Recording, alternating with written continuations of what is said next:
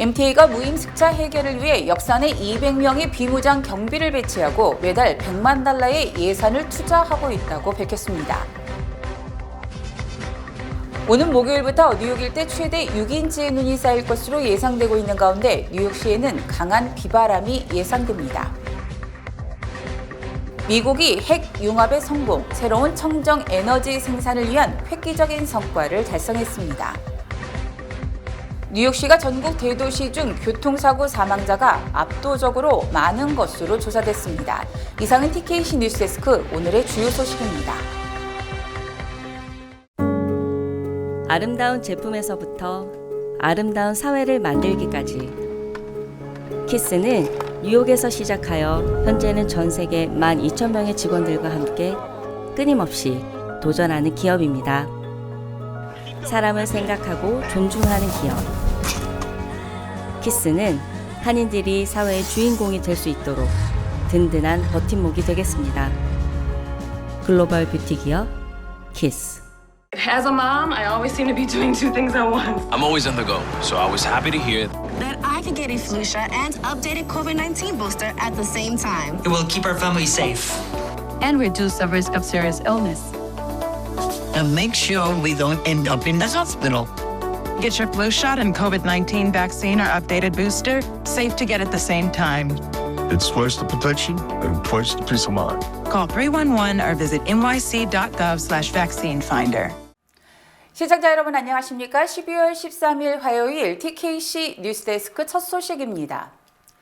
MTA가 무임승차 해결을 위해 역산에 200명의 비무장 경비를 배치하고 매달 100만 달러의 예산을 투자하고 있다고 밝혔습니다.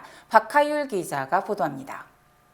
MTA는 어제 뉴욕시의회 청문회에서 뉴욕시 지하철 내 무임승차 문제를 해결하기 위해 14개역에 대해 200명의 비무장 경비를 배치하고 매달 100만 달러를 지출하고 있다고 밝혔습니다. 뉴욕시경 교통국은 많은 사람들이 무임승차를 하고 있다며 유니폼을 입고 순찰을 돌 때도 무임승차를 목격한 사례가 많았다고 전했습니다. 무임승차로 인한 MTA의 손실은 연간 5억 달러가 발생하고 있고 이는 이미 적자를 기록하고 있는 MTA에 큰 타격을 주고 있습니다. 이에 대해 뉴욕시 트랜짓 CEO 리차드 데이비는 이는 요금을 징수하기 위한 중요한 투자라고 밝혔습니다.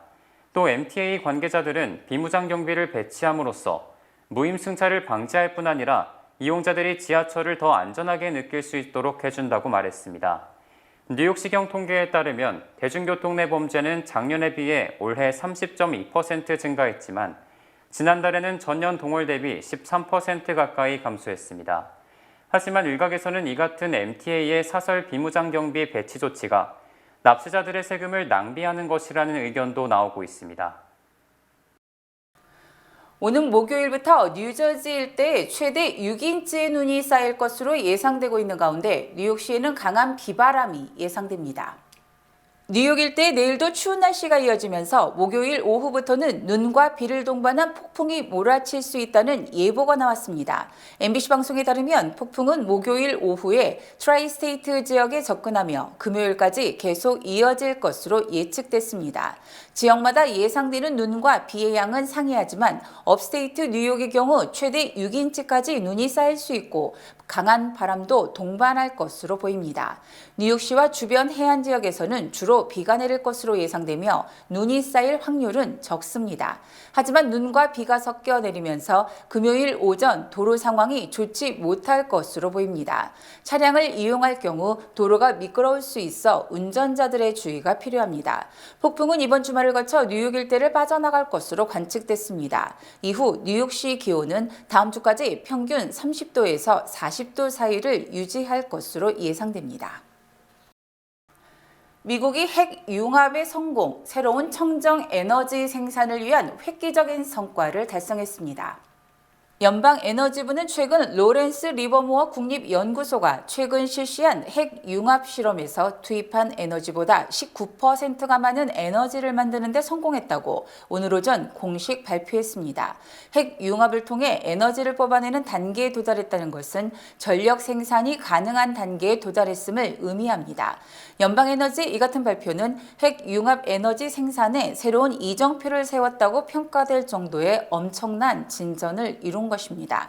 특히 이 기술은 핵분열 반응을 이용하는 기존 원자력 발전소보다 더 많은 양의 에너지를 생산할 수 있으며 핵 폐기물이나 탄소 배출이 거의 없고 방사능 유출 위험이 낮아 차세대 친환경 에너지원이 됩니다. 핵 융합 기술은 인공태양으로 불릴 정도의 획기적인 기술로 앞으로 10년 내 상용화될 것으로 보이며 방위산업체들은 이 기술을 이용한 새로운 핵폭탄 개발에 나설 것이 확실시되고 있습니다. 뉴욕시가 전국 대도시 중 교통사고 사망자가 압도적으로 많은 것으로 조사됐습니다.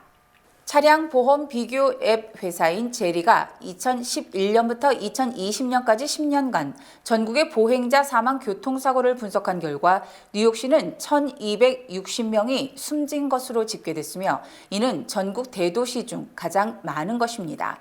뉴욕에 이어서 로스앤젤레스가 1,133명으로 두 번째로 많았고 피닉스는 717명, 휴스턴 647명, 달라스 501명, 샌안토니오가 489명 등으로 그 뒤를 이었습니다.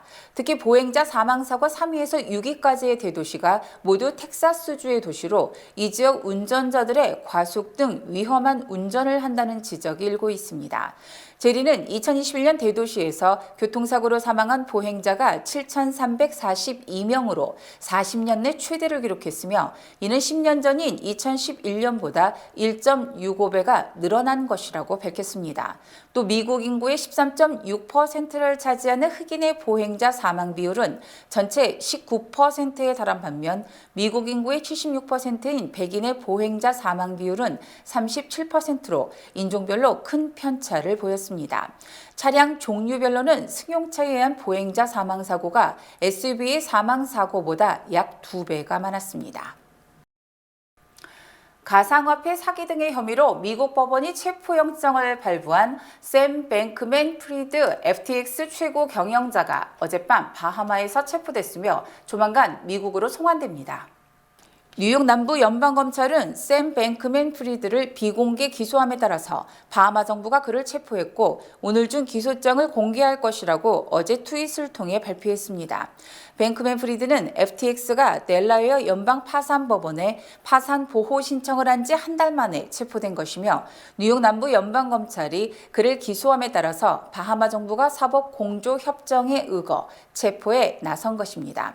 뱅크맨 프리드는 어제 연방하원 청문회에 화상으로 참여, 증언할 예정이었으나 갑작스럽게 체포됨으로써 증언은 무산됐습니다.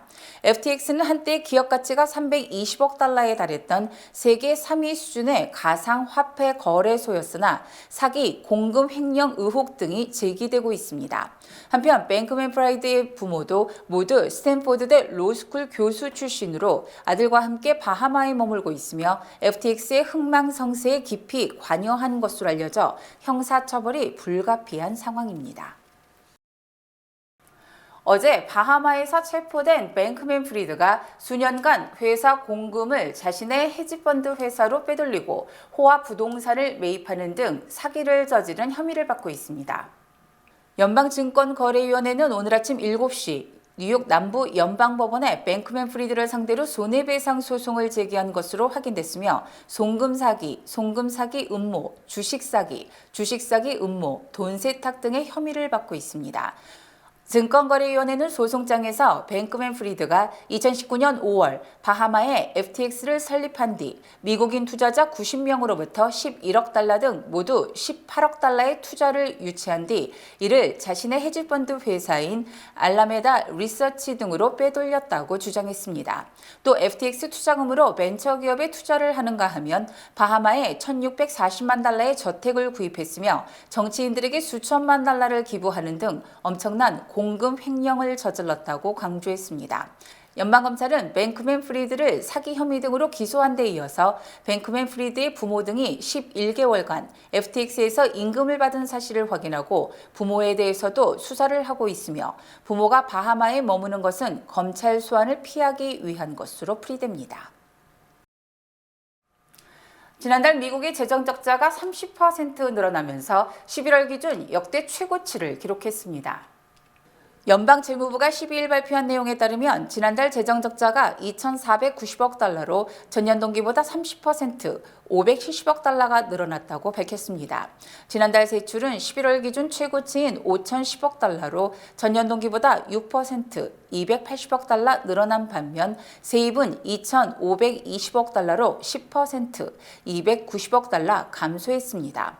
재무부는 세입이 줄어든 가운데 교육과 보건, 국채 이자 비용 등이 많이 늘어나면서 세출 규모가 급증했다고 설명했습니다. 7분마다 한 명씩 사망에 이르게 하는 죽음의 마약 펜타닐이 미국 내에서 범람하고 있습니다. 워싱턴 포스트는 오늘 멕시코 국경을 통한 펜타닐 밀매 붐으로 미국 내 펜타닐 유통이 재앙적으로 급증했다고 보도했습니다.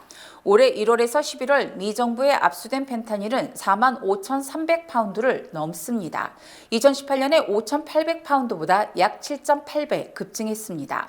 이는 기록적인 사망자 수로 이어졌습니다. 지난해 미국에서 약물 5남용으로 인한 사망자가 처음으로 10만 명을 넘어섰습니다. 자동차와 총기 사고 사망자 수를 합친 것보다 많을 정도입니다. 이 중 3분의 2가 펜타닐 5남용으로 숨졌습니다.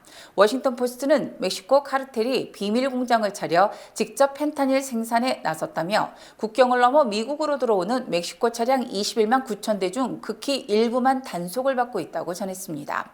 이런데도 멕시코에서 들어오는 마약의 약 5%에서 10%만 압수되고 있는 것으로 추정됩니다. 사실상 펜타닐 밀매를 막는 건 불가능한 상황입니다. 북한의 미사일 전력이 올해 들어 한층 강화된 것으로 보인다는 연방의회의 분석이 나왔습니다. 연방의회 조사국이 12일 공개한 미국 북한 관계보고서에서 북한이 2022년 초부터 탄도미사일 60발을 포함해 다양한 사거리와 역량을 지닌 미사일을 계속 시험했다고 주목했습니다.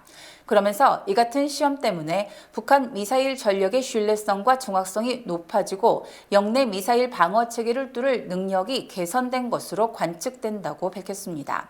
북한이 2017년 이후 처음으로 올해 대륙간 탄도미사일을 시험했다는 점과 핵탄두가 개량됐다는 미 당국의 정보도 주목을 받았습니다.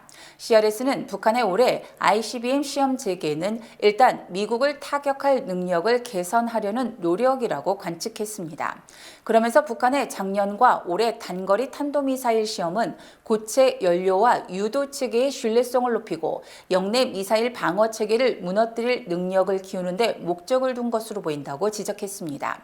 CRS는 북한이 핵무기가 미국의 공격을 억제할 목적이라는 그간의 발언을 넘어서는 행동을 할 가능성을 거론했습니다. 북한이 충분히 견고한 억제력을 개발했다고 생각해 공격을 감행하거나 다른 정책 목표를 성취할 협박 수단으로 핵무기를 쓸 정도로 대담해질지도 모른다는 게 많은 전문가의 우려라는 설명입니다. 바이든 행정부의 러시아 무기상 죄수 교환에 대한 비판이 고조되고 있는 가운데 백악관이 이번 주 러시아 측과 미 해병대원 석방 협상을 벌인다고 밝혀 여론에 밀린 졸속 협상이 될 것이라는 우려를 안고 있습니다. 제이크 설리번 백악관 국가안보보좌관은 어제 언론 브리핑에서 러시아에 수감 중인 전직 해병대원 폴 휠런 석방을 위한 러시아와의 고위급 협상이 이번 주 후반에 열릴 것이라고 밝혔습니다. 설리번 보좌관은 휠런 석방을 위해 미국이 러시아와 전쟁 중인 우크라이나 지원 정책에 악영향을 끼치는 일은 없을 것이라며 졸속 협상 우려의 쐐기를 박았습니다. 폴 휠런은 미 해병대 출신 기업 보안 책임자로 2018년 12월 모스크바를 방문했다가 러시아 정보기관의 스파이 혐의로 체포, 16년형을 선고받고 복역 중입니다. 바이든 행정부가 지난주 여자 프로농구 선수 브리트니 그라이너 석방을 위해 죽음의 무기상으로 알려진 빅토르 부트를 석방하자 마약 밀반입자가 아니라 폴 휠런을 데려와야 했다며 비판이 쇄도하고 있습니다.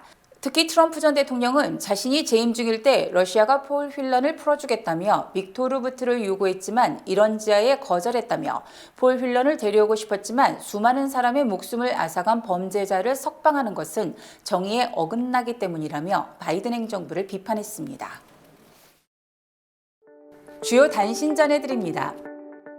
코로나19 백신 개발로 유명한 모더나가 mRNA 방식을 이용한 피부암 백신을 개발했으며 초기 임상시험에서 중병 또는 사망률을 44%나 낮추는 효과를 보여 암 퇴치의 신기원을 열 것이라는 기대가 커지고 있습니다. 미국이 한국의 방산업체로부터 155mm 포탄 10만 발 구매를 검토하고 있다고 일본 요미우리 신문이 13일 보도했습니다. 중국 북경의 발열 환자가 일주일 새 무려 16배 급증, 방역 규제 완화로 인해 코로나19가 최고조에 달할 수 있다는 우려를 낳고 있습니다.